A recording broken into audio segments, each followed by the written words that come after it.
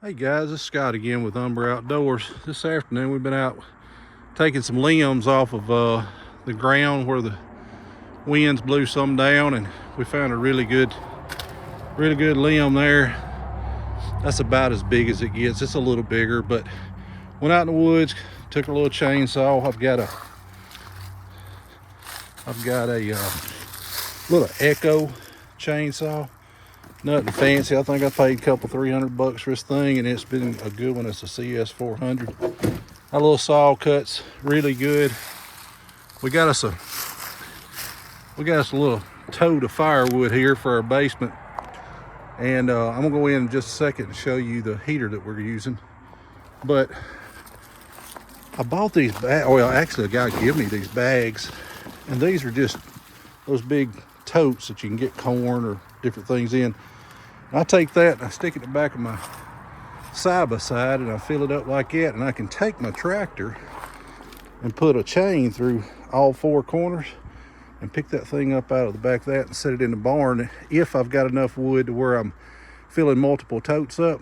So I can crawl around in the woods on my rhino, go up to a limb, pull right up to it, cut me a bag full, come back to the house, set it out in the barn with the tractor, and then when it gets really cold, I just go out to the barn and grab a bag with the front end loader on the tractor and bring it over here and set it to the basement door. And let me just show you. Man, it's nice and warm in here. But this is a heater my dad put in about 40 years ago, and it's plumbed into the central air ducts.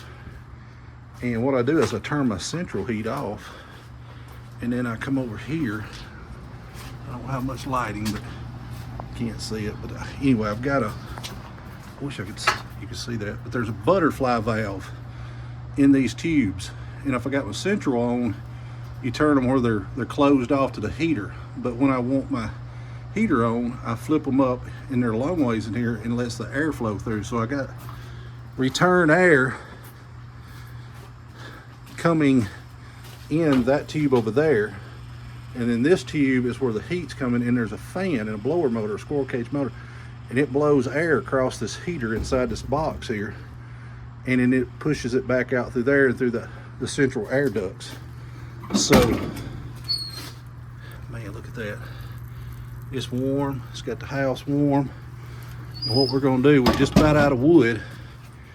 We had just a few pieces left, so I had to go get a little more wood cut. We've been through 3 or 4 of those bags out there in the last couple of weeks. It takes about 2 bags a week. If you got good hickory wood, it doesn't take that much. But we're gonna get that unloaded, and just wanted to show you guys how I heat my house in the wintertime. And really takes, honestly, I think if you have one good hickory tree,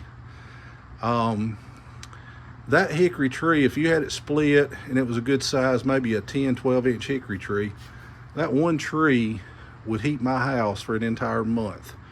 So if I went out this spring and cut one down and let it dry, and then went back and cut it up this fall, it takes about a pickup load per month to heat the house. So we only excuse me, we only have cold weather for about 3 or 4 months.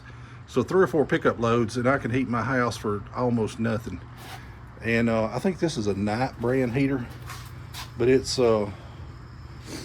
been here for 42 years, I think it is. And yeah, all I do is come down and flip my flip my little butterflies open, turn my central off, and crank this thing up and get it fired up. And it's got a little fan that, when it's thermostatically controlled. So if it gets too cold in the house, a little fan comes on and rushes air into the heat box in there and makes that fire burn hotter.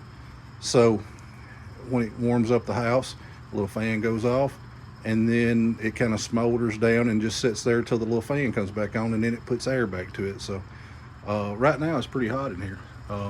So I'm fixing to get hot unloading this wood. But just wanted to show you guys that. I appreciate you watching. Just another little deal we do at Umber Outdoors here. I'm out on the farmstead. We got about 180 acres behind the house here, and You know, we just go out and most of the time just cut the limbs that fall throughout the year when the storms come through and knock stuff down. We typically don't cut a lot of trees. We just take what Mother Nature's put on the ground, we cut it up and put it in the barn. But appreciate you guys watching, and if you got any comments or anything, leave them below. And if you like the content, hit that subscribe button, maybe give me a thumbs up. See you guys on the next one.